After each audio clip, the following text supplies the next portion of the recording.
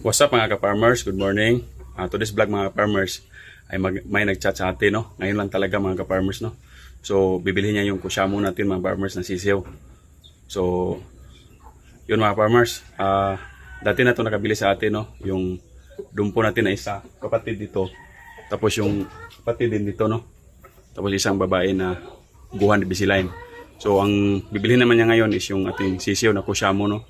So, yun, hihintayin na lang natin mga farmers, tapos papasilip ko na lang sa inyo yung yung kusyamo na sisiw, no. So, month old na po sila mga farmers, no. So, bago tayo magsimula mga farmers ay mag-intro na tayo.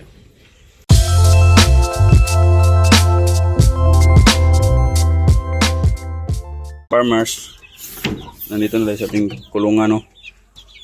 So, yan po sila mga farmers, no. Yung inahin tapos yung dalawang sisiw.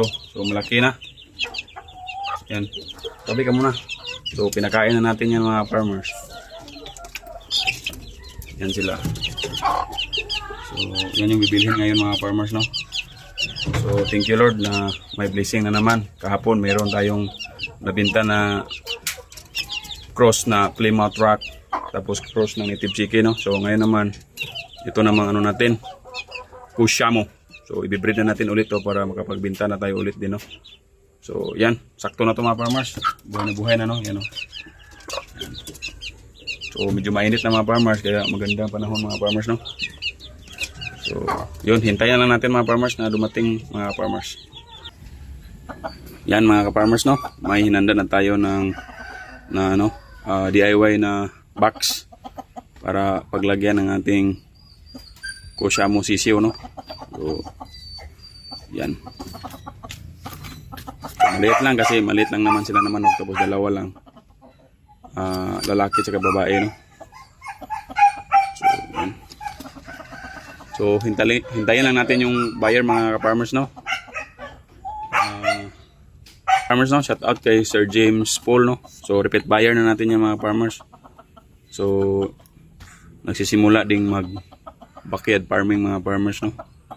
So, ito pala yung tatay mga farmers. Pasilip po sa inyo kung sino yung hindi pa nakakita, no? Ito yung tatay ng natin, no? Kusyamo natin, no? Red kusyamo siya. So, breed na natin to ulit mga farmers. Paliguan natin, tapos i-breed ulit. So, yan siya mga farmers, no?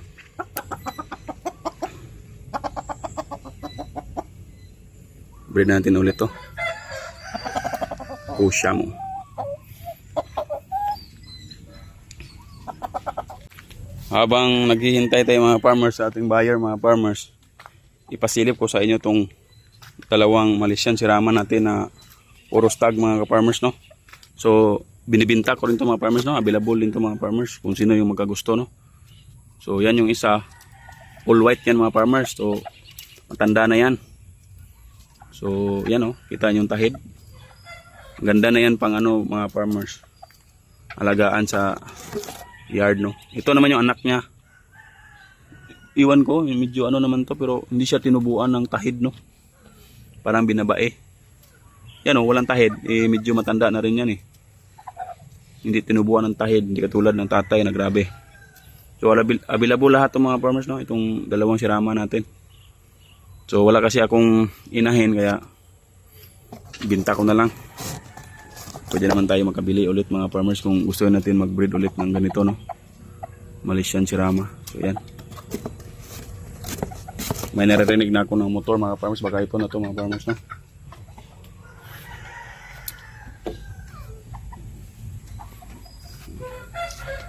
Yan naman yung dumpo natin, no.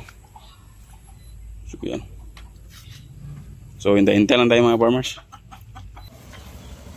So yan mga farmers, no. Nabili na po yung natin, sisiw na kusyamo mga farmers. Hindi ka maglisod? Okay. Salamat boss! So yan mga farmers, thank you. So naka 100 tayo mga farmers, no, kasi bumili din siya ng dalawang itlog na dumpo. Yan. Okay, thank you boss James Paul. So yan mga farmers, no. Kinuha na ng buyer mga farmers. So Sinsya na kayo mga farmers, di natin na vlog mga farmers kasi wala palang hahawak ng camera mga farmers, no. So mahirap din pag tripod kasi palipat-lipat. Tapos madalian lang mga farmers kasi may trabaho din siya, ako din meron. So update natin mga farmers. Ito na nandito na yung stag natin, no. So para i-breed na naman natin ulit sila mga farmers. So bukas paliguan natin to mga farmers para mapurga, tapos mabigyan ng vitamins, no, para sa next na breeding natin.